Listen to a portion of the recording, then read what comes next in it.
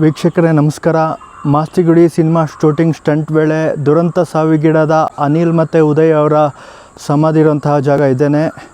ಇದು ಬೆಂಗಳೂರಿನ ಬನಶಂಕರಿಯಲ್ಲಿರುವ ರುದ್ರಭೂಮಿ. ಇದೇ ಜಾಗದಲ್ಲಿ ಇಬ್ಬರ ಒಂದು ಸಮಾಧಿ ಕೂಡ ಇಲ್ಲೇ ಇದೆ. ಅದನ್ನು ನಿಮ್ಗೆ ಇವಾಗ ತೋರಿಸ್ತೀನಿ ಬನ್ನಿ. ಸೊ ನಾವು ಈ ಒಂದು ರುದ್ರಭೂಮಿಯಲ್ಲಿ ಎಂಟ್ರಿ ಆದರೆ ಇದೇ ರೋಡಲ್ಲಿ ಸ್ಟ್ರೈಟಾಗಿ ಬಂದರೆ ನಮಗೆ ಅನಿಲ್ ಮತ್ತು ಉದಯ್ ಇಬ್ಬರ ಒಂದು ಸಮಾಧಿ ಕೂಡ ಸಿಗುತ್ತೆ. ನೋಡಿ, ಅಕ್ಕಪಕ್ಕ ಎಲ್ಲ ಬೇರೆ ಎಲ್ಲ ಸಮಾಧಿಗಳಿದೆ. ಈ ದಾರಿಯಲ್ಲಿ ಸ್ಟ್ರೈಟಾಗಿ ಹೋದರೆ ನಮಗೆ ಕೊನೆಯಲ್ಲಿ ಅನಿಲ್ ಮತ್ತು ಉದಯ್ ಅವರ ಸಮಾಧಿ ಸಿಗುತ್ತೆ. ಬನ್ನಿ ನೋಡೋಣ.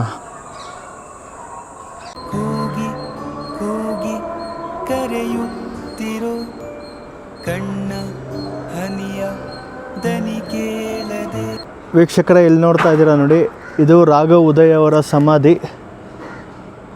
ಬೆಂಗಳೂರಿನ ಬನಶಂಕರಿಯಲ್ಲಿರುವ ರುದ್ರಭೂಮಿಯಲ್ಲಿರುವಂಥದ್ದು. ಆವತ್ತು ನವಂಬರ್ 7, 2016 ಮಾಸ್ತಿಗುಡಿ ಸಿನಿಮಾದ ಅಂತಿಮ ಹಂತದ ಕ್ಲೈಮ್ಯಾಕ್ಸ್ ಶೂಟಿಂಗ್ ಸಂದರ್ಭದಲ್ಲಿ ತಿಪ್ಪಗೊಂಡನಹಳ್ಳಿ ಜಲಾಶಯದಲ್ಲಿ ಹೆಲಿಕಾಪ್ಟರ್ನಿಂದ ಕೆಳಗಡೆ ನೀರಲ್ಲಿ ಧುಮುಕುವಾಗ ರಾಘವ್ ಮತ್ತು ಉದಯ್ ಅವರು ಈಜಲು ಬಾರದೆ ಯಾವುದೇ ಒಂದು ಸೇಫ್ಟಿ ಜಾಕೆಟ್ಸ್ ಕೂಡ ಹಾಕದೇ ಇರೋ ಕಾರಣ, ಜೊತೆಗೆ ಆ ಸಂದರ್ಭದಲ್ಲಿ ರೆಸ್ಕ್ಯೂ ಬೋಟ್ಸು ಕೂಡ ನೆರವಿಗೆ ಬಾರದೆ ಉದಯ್ ಮತ್ತು ಅನಿಲ್ ಅವರು ಇಬ್ಬರು ಕೂಡ ಸಾವನ್ನಪ್ತಾರೆ. ಆ ಸಂದರ್ಭದಲ್ಲಿ ದುನಿಯಾ ವಿಜಯ್ ಅವರು ಕೂಡ ಇರ್ತಾರೆ.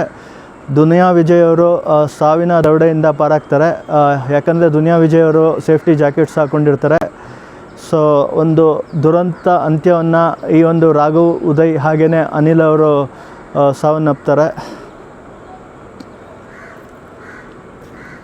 ರಾಘವ್ ಅವರು ಬೇರೆ ಬೇರೆ ಸಿನಿಮಾಗಳಲ್ಲಿ ಮಾಡಿದ್ದ ಪಾತ್ರಗಳ ಒಂದು ಫೋಟೋಗಳು ಕೂಡ ಹಾಕಿದ್ದಾರೆ ಅವ್ರ ಲೈನಾಗಿ.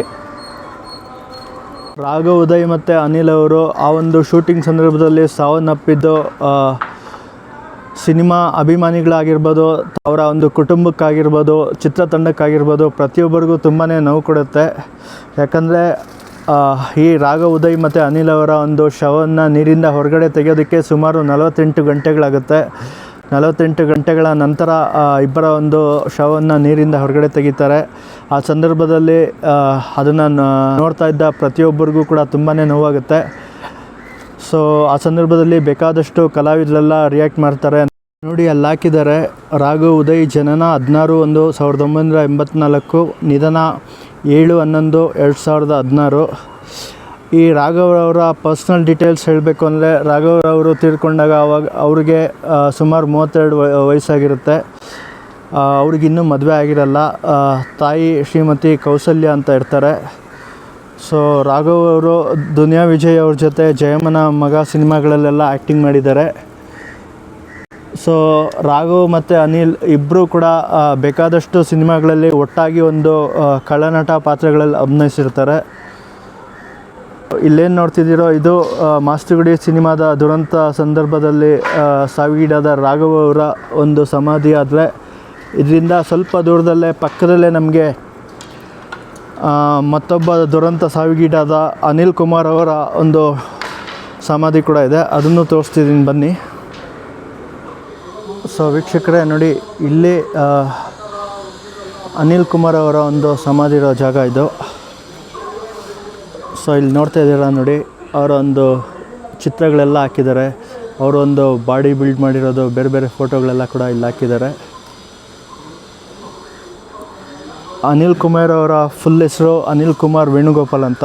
ಇವರು ಮೂಲತಃ ಬೆಂಗಳೂರವರು. ಮಾಸ್ತಿಗುಡಿ ಸಿನಿಮಾದ ಶೂಟಿಂಗ್ ಸಂದರ್ಭದಲ್ಲಿ ರಾಘವ್ ಉದಯ್ ಅವ್ರ ಜೊತೆ ಇವರು ತಮ್ಮ ಪ್ರಾಣವನ್ನು ಕಳ್ಕೊಳ್ತಾರೆ. ಇವರು ತೀರ್ಕೊಂಡಾಗ ಇವ್ರಿಗೆ ಸುಮಾರು ಒಂದು 33 ವಯಸ್ಸಾಗಿರುತ್ತೆ. ಇವ್ರಿಗೆ ಮದುವೆ ಆಗಿರುತ್ತೆ, ಜೊತೆಗೆ ಇಬ್ಬರು ಮಕ್ಕಳು ಕೂಡ ಇರ್ತಾರೆ. ಅನಿಲ್ ಅವರು ಮೂಲತಃ ಒಂದು ಬೆಂಗಳೂರಲ್ಲಿ ಒಂದು ಜಿಮ್ ನಡೆಸ್ತಾ ಇರ್ತಾರೆ. ಆ ಜಿಮ್ಗೆ ದುನಿಯಾ ವಿಜಯ್ ಅವರು ಬರ್ತಾ ಇರ್ತಾರೆ. ಜೊತೆಗೆ ರಾಘವ್ ಉದಯ್ ಅವರು ಕೂಡ ಬರ್ತಾ ಇರ್ತಾರೆ. ಇವರು ಅನಿಲ್ ಮತ್ತು ಉದಯ್ ಅವರು ಒಂದು ಜಿಮ್ ಬಾಡಿ ಮಾಡಿ ಒಂದು ಫಿಟ್ ಆಗಿದ್ದರಿಂದ ಇಬ್ಬರು ಒಂದು ಖಡಕ್ಕಾಗಿ ಕಾಣಿಸ್ಕೊಳ್ತಾ ಇರ್ತಾರೆ. ಆ ಕಾರಣಕ್ಕೆ ದುನಿಯಾ ವಿಜಯ್ ಅವರು ವಿಲನ್ ಪಾತ್ರಗಳಿಗೆ ಹಾಕ್ಕೊಳ್ತಾರೆ. ಅದಾದಮೇಲೆ ಬೇಕಾದಷ್ಟು ಮೂವಿಗಳು ಮಾಡ್ತಾರೆ ಇಬ್ಬರು ಸೇರಿಕೊಂಡು. ಇಲ್ಲೆಲ್ಲ ನೋಡ್ತಾ ಇದ್ದೀರಾ ನೋಡಿ, ಬೇರೆ ಬೇರೆ ಜಿಮ್ ಬಾಡಿದು ಫೋಟೋಗಳೆಲ್ಲ ಇದೆ. ವೀಕ್ಷಕರೇ, ಈ ಅನಿಲ್ ಮತ್ತು ಉದಯ್ ಅವರ ಸಮಾಧಿ ನೋಡೋಕೆ ಹತ್ರ ಬಂದಾಗ ಒಂದು ಸೆಕೆಂಡ್ ಇಬ್ಬರು ಹಾಗೆ ಇದ್ದಾರೆ ಅಂತ ಫೀಲ್ ಆಗೋಯ್ತು. ಯಾಕೆಂದರೆ ಈ ಸಮಾಧಿಗಳ ಕಲ್ ಮೇಲೆ ನೋಡ್ಬೋದು ಅವರ ಒಂದು ಫೋಟೋ ಹಾಕಿ ಮಾಡಿದ್ದಾರೆ. ಅದು ನೋಡಿದ್ರೆ ಅನಿಲ್ ಮತ್ತು ಉದಯ್ ಅವರು ನಿಜವಾಗ್ಲೂ ಹಾಗೆ ಇಲ್ಲಿದ್ದಾರೆ ಅಂತ ಫೀಲ್ ಆಗುತ್ತೆ. ವೀಕ್ಷಕರೇ, 2016ರಲ್ಲಿ ರಾಘವ್ ಉದಯ್ ಅವರು ಒಂದು ದುರಂತ ಸಾವಿಗೀಡಾದಮೇಲೆ 2021ರಲ್ಲಿ ಅವರ ತಾಯಿ ಶ್ರೀಮತಿ ಕೌಸಲ್ಯ ಅವರು ಕೂಡ ನಿಧನ ಹೊಂದ್ತಾರೆ. ಪುತ್ರಶೋಕ ನಿರಂತರಂ ಅಂತ ಹೇಳ್ತಾರೆ. ಸೊ ಅವ್ರ ತಾಯಿ ಕೂಡ ತುಂಬ ನೋವು ಪಟ್ಟು 2021ರಲ್ಲಿ ಅವರು ಕೂಡ ತಿರ್ಕೊಳ್ತಾರೆ. ರಾಘವ್ ಉದಯ್ ಅವರ ಸಮಾಧಿ ಪಕ್ಕದಲ್ಲೇ ಅವರ ತಾಯಿ ಶ್ರೀಮತಿ ಕೌಸಲ್ಯ ಅವರ ಸಮಾಧಿ ಕೂಡ ಇರೋದನ್ನ ನೋಡ್ತಾ ಇದ್ದೀವಿ. ಸೊ ತುಂಬ ನೋವು ಕೊಡುತ್ತೆ. ಈ ಥರ ಘಟನೆಗಳು ಕನ್ನಡ ಸಿನಿಮಾಗಳಲ್ಲಿ, ಕನ್ನಡ ಚಿತ್ರರಂಗದಲ್ಲಿ ನಡೀಬಾರ್ದು. ಉದಯ್ ಅವರ ಸಮಾಧಿ ಹತ್ತಿರದಲ್ಲೇ ಅನಿಲ್ ಕುಮಾರ್ ಅವರ ಸಮಾಧಿ ಇದೆ. ಜೊತೆಗೆ ರಾಘವ್ ಉದಯ್ ಅವರ ತಾಯಿಯ ಸಮಾಧಿ ಕೂಡ ಇರೋವಂಥದ್ದು. ಸೊ ಈ ಘಟನೆಗಳು ನೋಡಿದ್ಮೇಲೆ ತುಂಬ ನಿಜವಾಗ್ಲೂ ದುಃಖ ಆಗುತ್ತೆ. ಈ ಒಂದು ಘಟನೆ ನಡೆದಾಗ ಬೇಕಾದಷ್ಟು ಕಲಾವಿದರಾಗಿರ್ಬೋದು, ನಟ ಕಿಚ್ಚ ಸುದೀಪ್ ಆಗಿರ್ಬೋದು, ಒಂದು ಸ್ಟ್ರಾಂಗ್ ಸ್ಟೇಟ್ಮೆಂಟ್ ಕೊಡ್ತಾರೆ ಕಿಚ್ಚ ಸುದೀಪ್ ಅವರು. ಈ ಥರ ಘಟನೆಗಳು ನಮ್ಮ ಕನ್ನಡ ಚಿತ್ರರಂಗದ ಕೇರ್ಲೆಸ್ನೆಸ್ ನಡೆದಿದೆ, ತುಂಬ ದೊಡ್ಡದಾಗಿ ನಡೆದಿದೆ. ಅದು 100% ನನಗೆ ಗೊತ್ತಿರೋ ಪ್ರಕಾರ ನಮ್ಕಿನ್ನ ಅವ್ರಿಗೆ ಇನ್ನೂ ನೋವುಗಳು ಜಾಸ್ತಿ ಆಗಿದೆ. ಈಗ ಆ ಗಿಲ್ಟ್ ಅನ್ನೋದು ಒಂದು ಇರುತ್ತಲ್ಲ, ನಮ್ಮಿಂದ ಹಂಗೆ ಆಗೋಯ್ತೆ ಅನ್ನೋದೊಂದು ಇರುತ್ತಲ್ಲ, ಜೀವನ ಪರ್ಯಂತ ಇರುತ್ತೆ ಅವ್ರಿಗೆ. ಅದು ನನಗೆ ಗೊತ್ತಿರೋ ಹಾಗೆ ಹೀರೋಗಳಿಗಾಗಲಿ, ಶ್ರೇಷ್ಠ ಖಳನಾಯಕ ನಟರಿಗಾಗಲಿ ತೊಗೊಳೋವಂಥ ಪ್ರಿಕಾಷನ್ಸು ಪ್ರತಿ ಸಹ ನಟರಿಗೂ ಆಗಲಿ ಅಲ್ಲಿ ಮತ್ತೆ ಯಾವತ್ತೂ ಆಗಬಾರ್ದು. ಸಿನಿಮಾಗಳು ನಡೆಯುವಾಗ ಬೇಕಾದಷ್ಟು ಪೂರ್ವಭಾವಿ ಸಿದ್ಧತೆ, ಒಳ್ಳೆ ಒಂದು ಸೇಫ್ಟಿ ಮೆಷರ್ಸ್ ಎಲ್ಲ ತೊಗೋಬೇಕು ಅಂತ ಒಂದು ಖಡಕ್ ರಿಯಾಕ್ಷನ್ಸ್ ಎಲ್ಲ ಕೊಟ್ಟಿರ್ತಾರೆ. ಇನ್ನೂ ಬೇಕಾದಷ್ಟು ಕಲಾವಿದರೆಲ್ಲ ಅವ್ರದ್ದೇ ಆದ ಒಂದು ರಿಯಾಕ್ಷನ್ ಸ್ಟೇಟ್ಮೆಂಟ್ ಎಲ್ಲ ಕೊಟ್ಟಿರ್ತಾರೆ.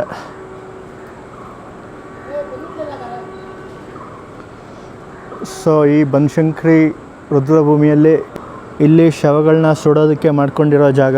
ಯಾಕಂದರೆ ಇವಾಗಿಲ್ಲಿ ಮಣ್ಣು ಮಾಡೋದಕ್ಕೆ ಜಾಗ ಇಲ್ಲ. ಸೊ ಹಾಗಾಗಿ ಸುಡೋದಕ್ಕೆ ಇರೋಂಥ ಜಾಗ ಇದೆಲ್ಲ. ಇವರ ಸಾವಾದ ಮೇಲೆ ಬೇಕಾದಷ್ಟು ಕನ್ನಡ ಕಲಾವಿದರೆಲ್ಲ ಇವ್ರ ಕುಟುಂಬಕ್ಕೆ ನೆರವಾಗ್ತಾರೆ. ನಮ್ಮ ಆ್ಯಕ್ಟರ್ ಯಶ್ ಅವರು ಅನಿಲ್ ಮತ್ತು ರಾಘವ್ ಅವ್ರ ಕುಟುಂಬಕ್ಕೆ ಒಟ್ಟಾಗಿ ಸುಮಾರು 6.5 ಲಕ್ಷ ಅವರ ಒಂದು ಯಶೋಮಾರ್ಗ ಫೌಂಡೇಶನ್ ಮೂಲಕ ಕಾಂಟ್ರಿಬ್ಯೂಷನ್ ಮಾಡ್ತಾರೆ. ಯಶ್ ಅವರು ಅನಿಲ್ ಅವರ ಮಕ್ಕಳ ಎಜುಕೇಷನ್ಗೋಸ್ಕರ 5 ಲ್ಯಾಕ್ ಡೆಪಾಸಿಟ್ ಮಾಡ್ತಾರೆ. ಹಾಗೆಯೇ ಇವರು ರಾಘವ್ ಉದಯ್ ಅವರ ತಾಯಿಗೆ ಸುಮಾರು 1.5 ಲಕ್ಷ ಹಣ ನೀಡ್ತಾರೆ. ಸೊ ಹಾಗೆಯೇ ಇನ್ನೂ ಬೇಕಾದಷ್ಟು ಜನ ಎಲ್ಲ ಸಪೋರ್ಟ್ ಮಾಡಿದ್ದಾರೆ ಅವ್ರ ಕುಟುಂಬಕ್ಕೆ, ಮತ್ತು ಹಣದ ಸಹಾಯ ಕೂಡ ಮಾಡಿದ್ದಾರೆ. ನಮ್ಮ ನಟ ಕಿಚ್ಚ ಸುದೀಪ್ ಅವರು ಕೂಡ ಕಿಚ್ಚ ಸುದೀಪ್ ಫೌಂಡೇಶನ್ ಮೂಲಕ ಬೇಕಾದಷ್ಟು ಸಹಾಯ ಮಾಡಿದ್ದಾರೆ. ವೀಕ್ಷಕರೇ, ನೀವು ಕನ್ನಡ ಸಿನಿಮಾ ಅಭಿಮಾನಿಗಳಾಗಿದ್ದರೆ ಈ ರಾಘವ್ ಉದಯ್ ಹಾಗೆಯೇ ಅನಿಲ್ ಅವರ ಬೇಕಾದಷ್ಟು ಕನ್ನಡ ಸಿನಿಮಾಗಳು ನೋಡಿದರೆ, ರಾಘವ್ ಉದಯ್ ಹಾಗೆಯೇ ಅನಿಲ್ ಅವರು ಇನ್ನೂ ನಮ್ಮ ಕನ್ನಡ ಸಿನಿಮಾಗಳಲ್ಲಿ ಬೇಕಾದಷ್ಟು ಸಿನಿಮಾಗಳು ನಟಿಸಬೇಕಾಗಿತ್ತು, ಇನ್ನೂ ಇರಬೇಕಾಗಿತ್ತು ಅಂತ ಬಯಸೋದಾದರೆ, ನೀವೇನಾದರೂ ಸಾಧ್ಯವಾದರೆ ಇಲ್ಲೊಮ್ಮೆ ಭೇಟಿ ಕೊಟ್ಟರೆ ನೀವು ಅನಿಲ್ ಕುಮಾರ್ ಮತ್ತು ಉದಯ್ ಅವರ ಸಮಾಧಿ ನೋಡ್ಬೋದು ಅಂತ ಹೇಳ್ತೀನಿ. ವೀಕ್ಷಕರೇ, ಫೈನಲಾಗಿ ಒಂದೇ ಒಂದು ಹೇಳಬೇಕಂದ್ರೆ, ರಾಘವ್ ಮತ್ತು ಅನಿಲ್ ಅವರು ಇಬ್ಬರು ಕೂಡ ಹುಟ್ಟಾಗಿಂದ ಬೆಸ್ಟ್ ಫ್ರೆಂಡ್ಸ್ ಆಗಿದ್ದರು. ಇಬ್ಬರು ಒಟ್ಟಾಗಿ ಕನ್ನಡ ಸಿನಿಮಾ ಇಂಡಸ್ಟ್ರಿಗೆ ಬಂದರು. ಒಟ್ಟಾಗಿ ಎಲ್ಲ ಸಿನಿಮಾಗಳಲ್ಲಿ ಪಾತ್ರ ಮಾಡ್ತಾಯಿದ್ರು. ಹಾಗೆಯೇ ಇಬ್ಬರು ಕೂಡ ಒಟ್ಟಾಗಿ ಒಂದು ದುರಂತ ಸಾವಿಗೀಡಾದರು ಅಂತ ಹೇಳ್ಬೋದು. ಸೊ ಇದನ್ನು ನೋಡಿದ್ರೆ ನಿಜವಾಗ್ಲೂ ತುಂಬ ದುಃಖ ಅನಿಸುತ್ತೆ. ಸಿನಿಮಾ ಮಾಡೋ ಎಲ್ಲ ಚಿತ್ರತಂಡದವ್ರಿಗಾಗಿರ್ಬೋದು, ಹಾಗೆಯೇ ಕಲಾವಿದರಿಗಾಗಿರ್ಬೋದು, ಜೊತೆಗೆ ಸಿನಿಮಾ ಟೆಕ್ನಿಷಿಯನ್ಸ್ಗಾಗಿರ್ಬೋದು, ನನ್ನ ಒಂದು ಪುಟ್ಟ ಸಲಹೆ ಏನಂದರೆ, ದಯವಿಟ್ಟು ಒಂದು ಸಿನಿಮಾ ಮಾಡುವಾಗ ಅಥವಾ ಒಂದು ಕಿರುತೆರೆ ಸೀರಿಯಲ್ಗಳೇ ಮಾಡಿ ಎಲ್ಲ ಥರ ಪ್ರಿಕಾಷನ್ಸ್ ತೊಗೊಂಡಿರಿ. ಪ್ರಿಕಾಷನ್ಸ್ ಇಲ್ಲದೆ ಯಾವುದೇ ಕಾರಣಕ್ಕೂ ಆ್ಯಕ್ಟ್ ಮಾಡೋಕ್ಕೆ ಹೋಗಬೇಡಿ. ಯಾಕಂದರೆ ನಿಮ್ಮ ಜೀವನ ತುಂಬ ಮುಖ್ಯ. ನಿಮಗೋಸ್ಕರ ನಿಮ್ಮ ಕುಟುಂಬ ಇರುತ್ತೆ, ನಿಮಗೋಸ್ಕರ ನಿಮ್ಮ ಅಭಿಮಾನಿಗಳಿರ್ತಾರೆ. ಎಲ್ಲರಿಗೋಸ್ಕರ ನೀವು ಬಾಳಲೇಬೇಕಾಗುತ್ತೆ. ಯಾವುದೇ ಪ್ರಿಕಾಷನ್ಸ್ ಇಲ್ಲದೆ ನೀವಂತೂ ಯಾವುದೇ ಕಾರಣಕ್ಕೂ ಮಾಡೋಕ್ಕೆ ಹೋಗಬೇಡಿ. ಸೊ ಮುಂದಿನ ವೀಡಿಯೋಗಳಲ್ಲಿ ಮತ್ತೆ ಸಿಗ್ತೀನಿ. ಧನ್ಯವಾದಗಳು.